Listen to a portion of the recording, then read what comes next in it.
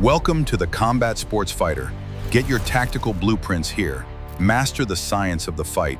Hit subscribe and join us now. Alex Pereira. In mixed martial arts, acquiring 2 divisional world championships took Alex Pereira exactly 736 days and 7 fights. No athlete in the history of the sport has captured titles at a faster rate. Yet, as he accumulates these accolades, he remains entirely expressionless. Amid a generation of highly vocal, heavily promoted athletes, Pereira maintains a stone-faced silence that unnerves his opposition. This cold detachment is a direct product of his environment. Born into the peripheral neighborhood of Batistini in São Paulo, Brazil, his early life was defined by extreme structural poverty. To find the root of this stoicism, we have to look back at the conditions that necessitated it. Long before the gold belts, there was only the daily requirement of survival. With his family struggling to secure basic necessities, Pereira dropped out of middle school at 12 years old to enter the informal labor market. He worked as a bricklayer's assistant and a street vendor before landing a permanent job in a municipal tire shop. Surrounded entirely by adult men in a highly masculinized labor sector, he was introduced to a culture of heavy drinking. By his late teens, Pereira had developed a severe daily dependency, consuming nearly a bottle of cheap whiskey every night. The cycle accelerated following a profound domestic trauma. When Pereira was 17, his older brother Angelo was murdered as a result of local drug-related violence. After 5 separate failed attempts to achieve sobriety through conventional methods, Pereira sought an extreme physical outlet. At age 22, he walked into a local kickboxing gym as a final bid for self-preservation. Lacking the financial capital to pay for proper coaching, he engineered his own intensive training camp. He secretly attended 4 consecutive 1-hour classes every day, hiding from gym management to build a massive physical foundation for free. This environment of absolute deprivation permanently hardwired his work ethic. Every training session was treated as a life or death necessity, locking in a baseline of intensity that typical athletes struggle to replicate. While kickboxing gave him a physical structure, the psychological hold of alcohol followed him into his professional career. Even as he secured local titles and bought a home for his parents, chronic relapses repeatedly pushed him to the verge of permanent retirement. The definitive shift required a highly specific trigger.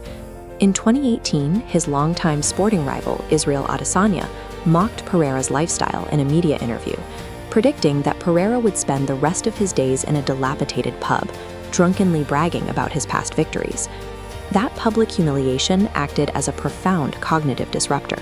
Pereira recognized the accuracy of Adesanya's projection and the reality of his current trajectory. He committed to total sobriety that night and never drank again. The resulting mental clarity preceded his historic run in Glory Kickboxing, where he became the first athlete to hold titles in 2 weight classes simultaneously.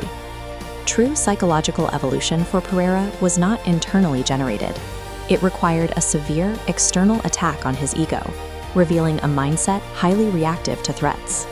To protect this newly found focus, Pereira consciously constructed a public identity that manipulates the fighters standing across from him. Embracing his indigenous Pataxó heritage, he paints his face in traditional patterns for weigh-ins, presenting himself as an ancient warrior rather than a commercial athlete. During highly volatile press conferences and stare-downs, he maintains an absolute silence.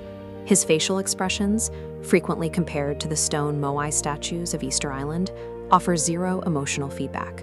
When he does speak, he limits his vocabulary to a single catchphrase, chama. Translating roughly to "let's go" or "summon me," it serves as a minimalistic assertion of readiness that gives his opponents nothing to react to. This stoic presentation deprives opposing fighters of verbal and emotional cues. Without psychological data to process, they overanalyze their own strategies and second-guess their preparation. This psychological manipulation is paired with a highly specialized biomechanical striking framework. His attacks are designed to minimize visual cues while maximizing the kinetic energy transferred through his limbs. This top-down graphic shows the setup for his double-threat left hook. Maintaining parallel feet prevents hips and shoulders from turning, hiding the strike's movement. Keeping his lead hand low makes opponents reach to parry, That exposes their chin to a sudden 45-degree trajectory slipping through their blind spot. He applies a similar deception to his lower body. A traditional Muay Thai low kick requires complete rotation of hips and shoulders to drive the shin through the target, heavily telegraphing the attack. Pereira trades that rotational force for a rapid snap of the knee joint. He strikes the opponent's lead nerve endings, keeping his posture completely upright. These exact mechanical choices keep his center of gravity stable. By avoiding massive torso rotations, he can instantly stuff takedown attempts, allowing a pure kickboxing system to survive inside the multidisciplinary environment of MMA. Transitioning into mixed martial arts served as the ultimate stress test for this specialized striking framework, exposing it to elite grapplers and dynamic cage wrestling. The limits of his style were tested at UFC 313. Magomed Ankalaev utilized a highly disciplined grappling game plan, mixing heavy feints with relentless fence pressure to neutralize Pereira's power and secure a unanimous decision victory. 6 months later, at UFC 320, Pereira implemented a tactical correction. He pressured Ankalaev from the opening bell, deploying relentless calf kicks to compromise his opponent's mobility. When a compromised Ankalaev shot for a desperate takedown, Pereira easily stuffed the attempt. He transitioned immediately into heavy ground and pound, reclaiming the light heavyweight title in just 80 seconds. This turnaround demonstrates a specific competitive edge, the ability to process a mechanical failure and engineer a solution within a single training camp. The system eventually met its physical ceiling when Pereira vacated his belt to challenge Ciryl Gane for the heavyweight championship at UFC Freedom 250. Gane's size, paired with superior lateral movement and high-volume jabs, kept Pereira on the outside. Those physical advantages finally bypassed Pereira's biomechanical traps, resulting in a second-round TKO defeat. Currently sidelined with a foot injury sustained during the Ankalaev rematch, his immediate timeline in the sport is paused. Pereira's career offers a specific map for elite kickboxers entering mixed martial arts. He demonstrated that the same drive required to survive the São Paulo periphery could be repurposed to dismantle the highest level of professional competition.